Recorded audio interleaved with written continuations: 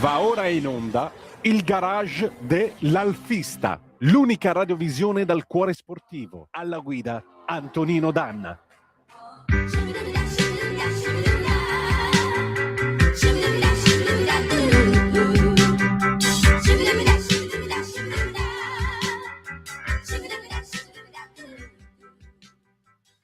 Buongiorno, a voi la linea. Buongiorno a te Natalia e grazie amiche e amici miei ma non dell'avventura, buongiorno, siete sulle magiche onde di Radio Libertà. Questo è il garage dell'Alfista di oggi, sabato 9 maggio dell'anno del Signore 2026 e io voglio salutare ancora una volta l'amico Alex Cereda. Alex, ciao, buongiorno e ben trovato. Buongiorno anche a te, buongiorno a tutti gli amici che ci seguono e agli operatori che stanno dietro la console. E allora Alex, noi oggi parliamo indirettamente di Alfa Romeo perché comunque lui ha corso pure con vetture motorizzate Alfa Romeo, ma la cosa più importante è che oggi ci piace ricordare un grande campione e soprattutto un grande uomo che è la figura di Alessandro Leone Zanardi da Bologna, alias Alex Zanardi. Sì. E io voglio insomma ringraziarti perché oggi Alex Cereda ci racconterà in fondo una testimonianza preziosa perché lui ha avuto modo di incontrare il grande campione e di raccontarlo. E allora Alex, com'è stato questo tuo incontro con Zanardi? È un incontro casuale. Io ho lavorato per diversi anni in TV e sul finire degli anni 80, credo, inizi 90, collaboravo con una trasmissione automobilistica che allora andava di moda, almeno nella zona dove vivevo. Ero a Pergusa, ricordavo Vallelunga, però pensandoci bene ero a Pergusa, perché c'erano delle gare di contorno con la Formula 3, tra cui il campionato Alfa 33, e in quel giorno stesso conobbi Jacques Villeneuve, e poi andammo a pranzo insieme allo stand di un team. Allora il mondo dei motori era molto diverso da quello di oggi. La gente era più aperta mentalmente, se vedevano che eri un operatore video, lavoravi in TV, in radio, non dico che ti ossequiavano, però avevano molto rispetto. Quindi ti davano spazio per le interviste, ti invitavano a pranzo. Era un ambiente bellissimo, era un ambiente bellissimo. Poi io ero sempre interessato ai motori per la mia grande passione, quindi sai, sognavo davanti a quelle macchine. E quel giorno nelle gare di contorno c'era anche la Formula 3 e fece alcune interviste, tra cui intervistai lo stesso Jacques Villeneuve, che era molto riservato e infastidito, non da me ovviamente, ma da alcuni appassionati che, sai, facevano solite battutine, paragonandolo al padre. Vedi che queste cose gli dava molto fastidio, perché sai, vabbè, in quell'epoca ancora c'era l'eco del padre, che è stato un grande campione ed era uno che ha animato tantissimo. Comunque, tornando a Zanardi, mentre facevo queste interviste mi vedo avvicinato a una persona che non conoscevo. Conoscevo di nome, ma non conoscevo. E dice: guarda, sono Alex Zanardi, corro in Formula 3, se vuoi sono disponibile a essere intervistato. Non capita mai, non capitava mai, perché spesso magari erano schivi o comunque non erano loro a cercarti. Quale migliore occasione? Allora dissi subito: sei bolognese? Perché sentivo l'accento bolognese. Una persona che mi ha lasciato un ricordo al di là della sua carriera, che è stata tra alti e bassi, e mi è sempre rimasto impressionato per la voglia di vivere, per la gioia che aveva quest'uomo, sempre sorridente. Ma iniziamo a parlare come se fossimo amici di vecchia data, ma io l'avevo appena conosciuto. Sapevo di Zanardi perché in quell'anno credo che correva con un pilota che seguivo perché siciliano, che era il conte Lavaggi, Giovanni Lavaggi, che se in onda, se ci ascolta, lo saluto cordialmente. E con Zanardi iniziamo una bella conversazione, tant'è che poi nel montaggio dovemmo tagliare molte parti perché era abbastanza lunga. Andavi in onda in questa trasmissione video, ma fu un'esperienza bellissima perché da allora lo seguì, diciamo, in maniera periferica, vedevo in quale categoria correva, mi era rimasto impressa questa persona per la giovialità, per la voglia di vivere, l'allegria e per tutto quello che i consigli che mi dava. Io allora ero interessato anche al campionato, seguivo il campionato Coppa Renault Turbo, che aveva dei campioni di un certo livello anche. E lui raccontò, inizialmente aveva iniziato con i kart da ragazzino, dice, mi seguiva mio papà che mi faceva anche da meccanico. Era molto modesto, nonostante i risultati interessanti che aveva avuto, perché con un mezzo nei kart, con un mezzo tuttavia economico, stava dietro quelle che avevano i kart ufficiali della Parilla, per esempio. Allora c'era la Parilla che aveva il team ufficiale per i campionati europei e mondiali. E in Formula 3 aveva avuto dei risultati interessanti, tant'è che si vociferava allora, e poi ci passò, che dalla Formula 3 sarebbe andato direttamente alla Formula 1. Quell'anno era in testa al campionato, non arrivò secondo, credo sì, l'anno dopo, quell'anno, arrivò secondo, però il nome di Zanardi era diventato importante, perché, vedi, allora non era facile fare questi passaggi. Sì, il mondo del motorsport doveva avere più abilità che soldi. Oggi è esattamente il contrario. Se tu hai un grande sponsor e tanti soldi, fai qualunque cosa. Io non faccio nomi di alcuni piloti che ho seguito per le cronache, poi ho scoperto che dietro c'era un portafoglio enorme. Ecco perché poi mi giustificavo certe prestazioni non proprio al top in campionati di grandissimo livello mondiale. Però è così ormai il business. E Zanardi era una di quelle persone che aveva grandissimo talento, socievole, solare, era un rubinetto aperto, perché ti anticipava le domande. E io mi trovai a un certo punto un po'... Non avevo domande preparate perché io andavo così a ruota, però non lasciava dubbi, non inframmezzava niente. Raccontava la sua esperienza, quello che avrebbe voluto fare e che mi accennò che avrebbe fatto dei test in Formula 1. Allora, se non sbaglio, ma perdonatemi se la notizia è inesatta, mi sembra che corresse con una March Toyota, forse, o con una Ralt, disegnata da Dallara. Era una macchina molto veloce, allora le Formula 3 contavano tanto. Avevano motori, correvano con motori Alfa Romeo, molti di loro. Sì. Motori Alfa Romeo che aveva una prestazione assolutamente straordinaria. Lui poi corse, ma non ho trovato notizia su internet.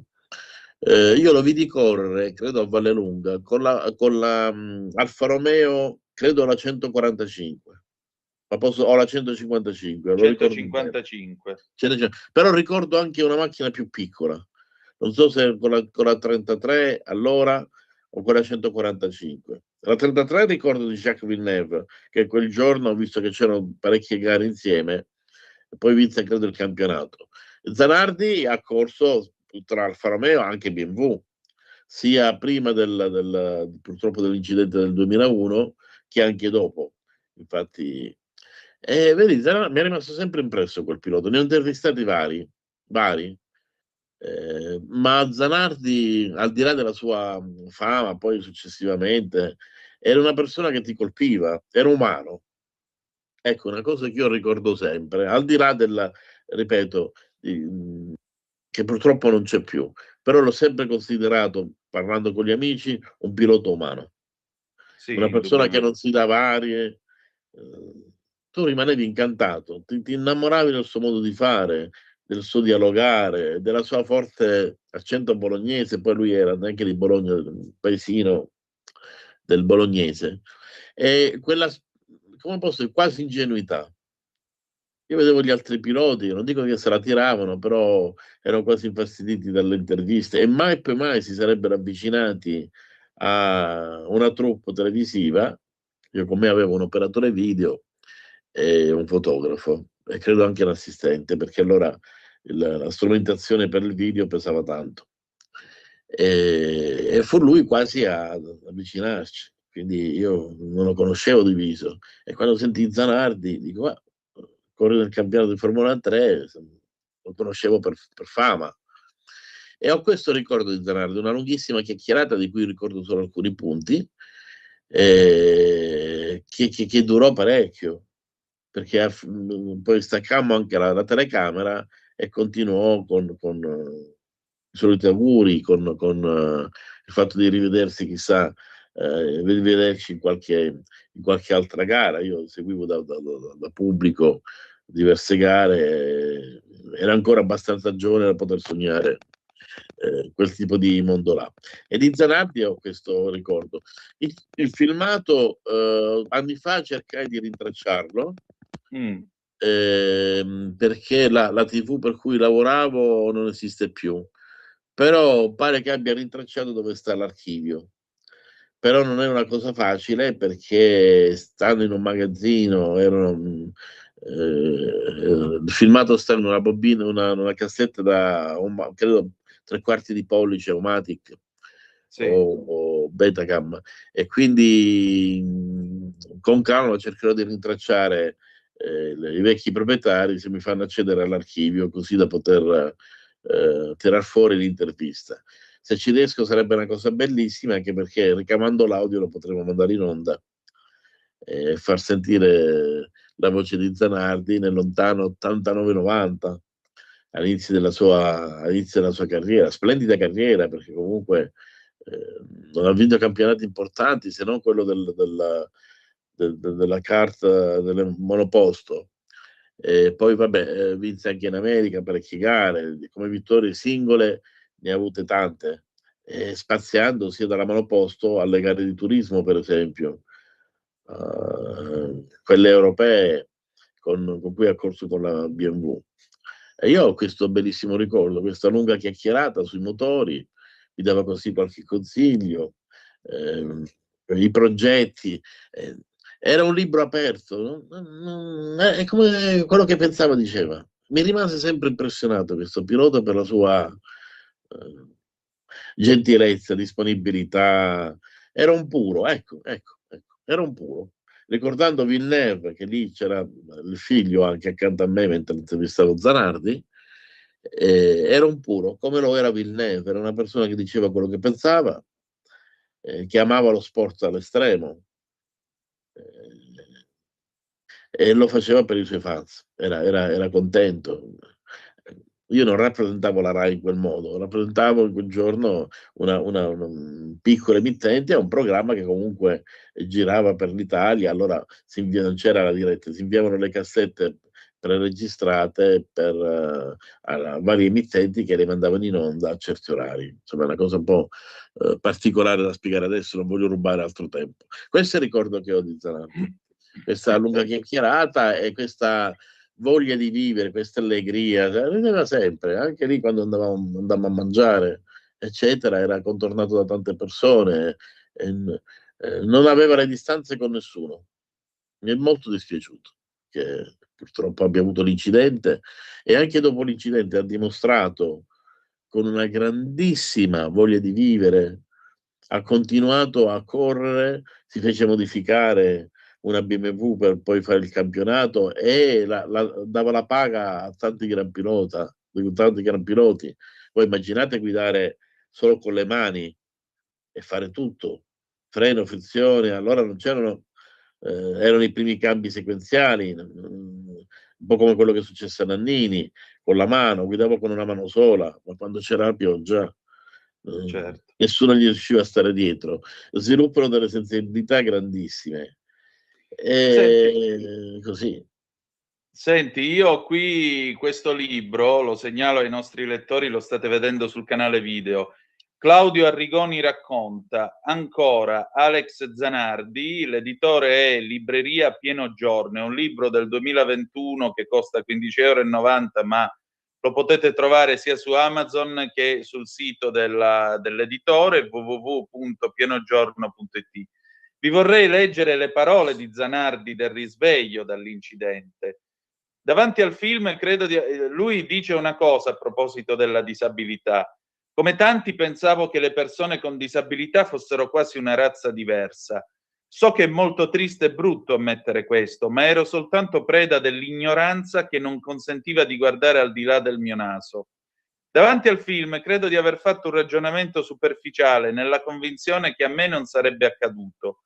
Lo dico perché quando mi è capitato questo pensiero non mi ha sfiorato nemmeno l'anticamera del cervello, mai.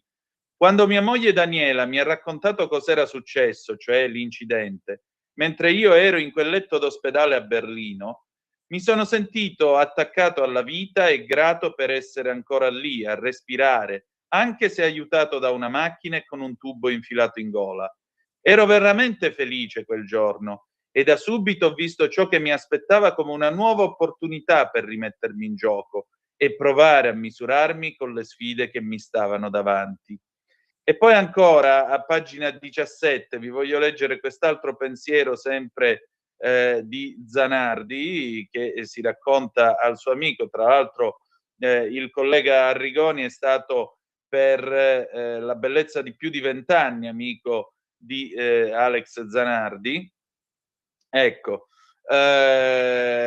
quando apre gli occhi trova accanto la moglie Daniela, sempre al suo fianco ovunque gareggi. Ha deciso che deve essere lei a dirgli la verità sulla sua condizione. Lo fa con fermezza, ma con estrema dolcezza. Ora dovrò amarti il doppio. Ma posso ancora morire? Le chiede. No, risponde lei con un sorriso. Lui la guarda con l'amore di sempre. Allora affronteremo tutto questo insieme e ci riescono. Neanche un anno dopo è Alex stesso a liberare Tajani dai suoi fantasmi. Non pensavo ad altro che all'incidente, racconta il pilota uscito indenne dallo scontro. Qualsiasi cosa facessi, dopo 5 minuti il pensiero tornava.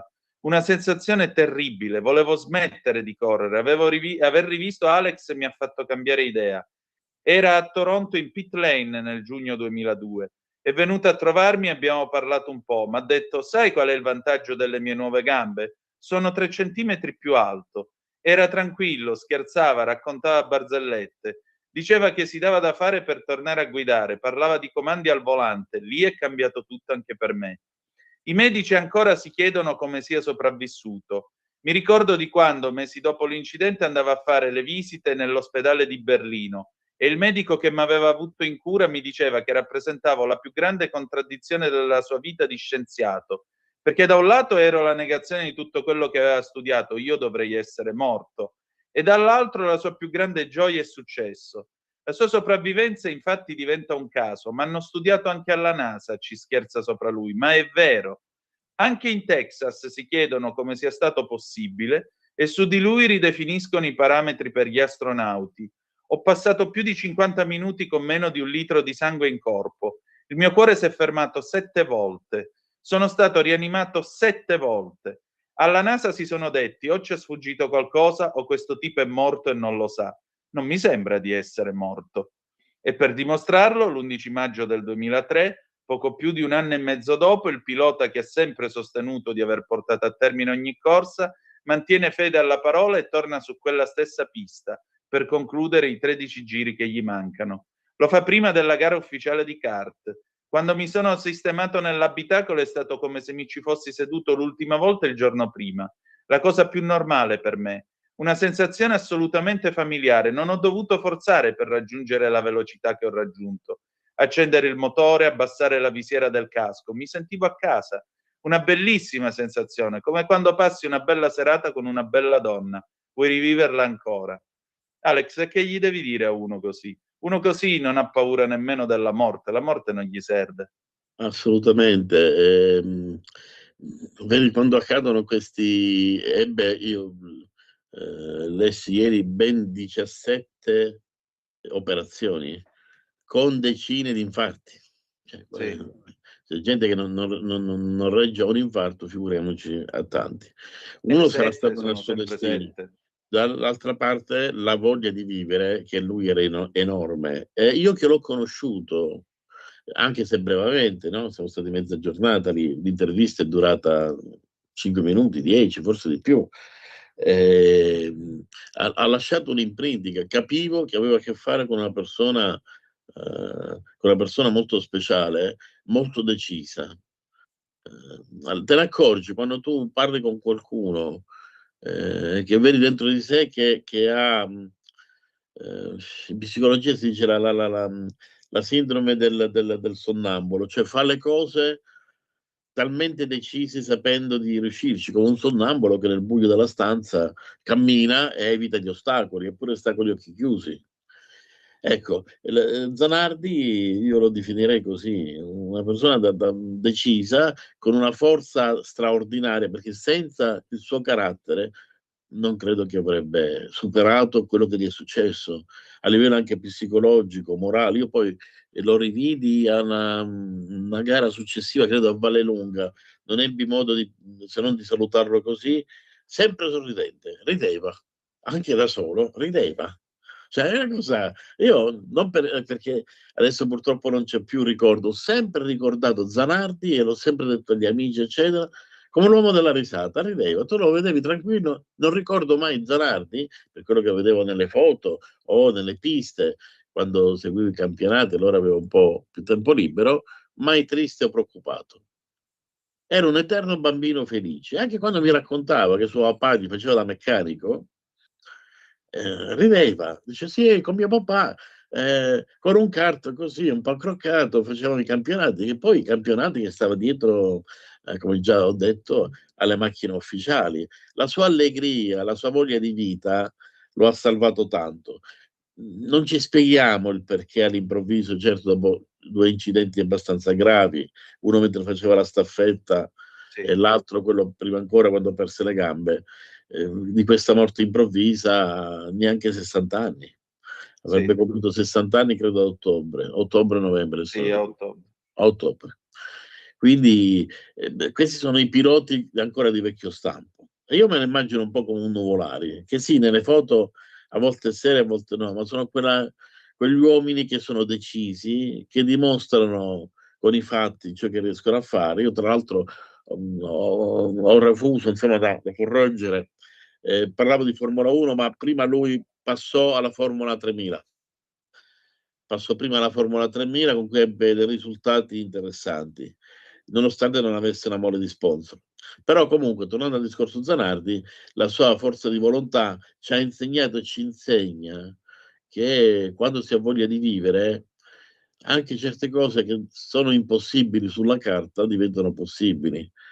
Come no? Ha passato delle cose incredibili, degli alti e dei bassi, non scoraggiandosi. Veramente stiamo parlando di un pilota extraterrestre, nel senso di un pilota fuori dalla norma. Ce ne sono stati altri nel mondo che hanno avuto problemi simili e hanno continuato la loro vita. Zanardi è stato un esempio perché poi ha vinto nelle categorie in cui correva con quella bicicletta a 3 ruote, scuseranno i radioascoltatori se non ricordo il nome. Handbike. Bravo. Ha vinto tanto e la sua forza, il suo sorriso è rimasto intatto. Non aveva le gambe, ma era come se avesse un accessorio che poco gli importava. Cioè, il correre era tutta una questione di testa. Ha avuto una gran moglie che lo ha seguito per tanti anni, quindi dobbiamo dare onore anche alla moglie che lo ha seguito, lo ha amato fino alla fine, ed è un voto che ha lasciato a tutti noi. Zanardi non lo dimenticheremo mai, al di là delle corse dell'Alfa Romeo. L'Alex Zanardi umano, quella persona sincera, quell'uomo che rideva sempre. Ecco, questo il sorriso di Zanardi. E allora lasciamo chiudere questa puntata alle parole di Alex Zanardi, sempre dal libro appunto Ancora con Claudio Arrigoni per Libreria Pieno Giorno. Ricordo un episodio durante una gara, non avevo più presa sulle ruote, ormai persino i guanti erano sudati e spingevo come un dannato solo per fare i 3 o 4 all'ora su per una salita. E c'è questa donna in una maschera di lacrime, affranta, che mi urla: sei una grande ispirazione per tutti noi. Probabilmente interpretava la mia concentrazione come la trasfigurazione di uno che lotta contro le avversità e non vuole cedere al destino. Invece io stavo solo ripassando il campionario di tutte le parolacce per la fatica, per dire che in fondo è tutta una questione di prospettiva. Anche qui, in questa stanza d'ospedale, è una gran fatica, più ancora che su quella salita, e arranco, e spingo come un dannato, e a volte maledico lo sforzo in silenzio, ma poi il giorno dopo si ricomincia, col sole o con la pioggia si ricomincia a pedalare, e ancora, e ancora, e ancora. Grazie ad Alex Cereda, grazie a tutti voi, ci ritroviamo il 16 di maggio. Adesso linea alla rete, Centro Ronchi. Vi ha parlato Alex Cereda con Antonino Danna. Buon weekend. Avete ascoltato il garage